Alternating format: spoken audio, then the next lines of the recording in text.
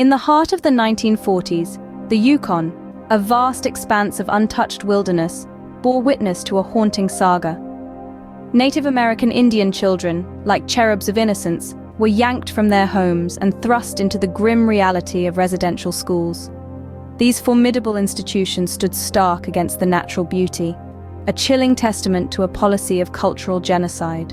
In the name of education and progress, the government tore these children from their families. Children like Mary and Thomas from the Kluane First Nation were suddenly robbed of their childhood, their identities erased, and their lives irrevocably altered. Stripped of their traditional attire, their haircut, their names replaced with cold, impersonal numbers, they were thrust into a world that sought to suppress their indigenous roots. The iron fist of discipline was cruel and unyielding. The children were punished for speaking their native tongues or practicing their age-old traditions.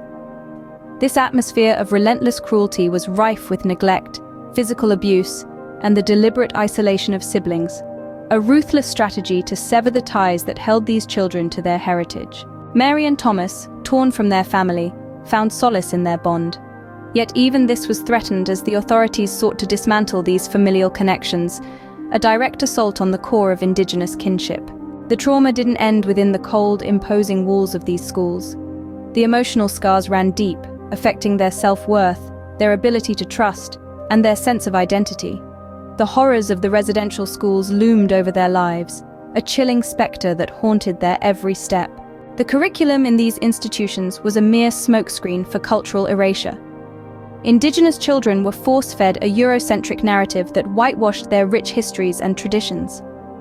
This neglect of their cultural heritage created a void, a loss of self, that perpetuated a cycle of generational trauma. The Yukon, once a bastion of indigenous culture, became a battlefield where the very soul of Native American identity was at stake. The 1940s marked a period of darkness, where the cries of innocent children echoed through the icy corridors of the residential schools, a chilling testament to the atrocities committed in the name of assimilation. The passage of time did little to heal the wounds of this era.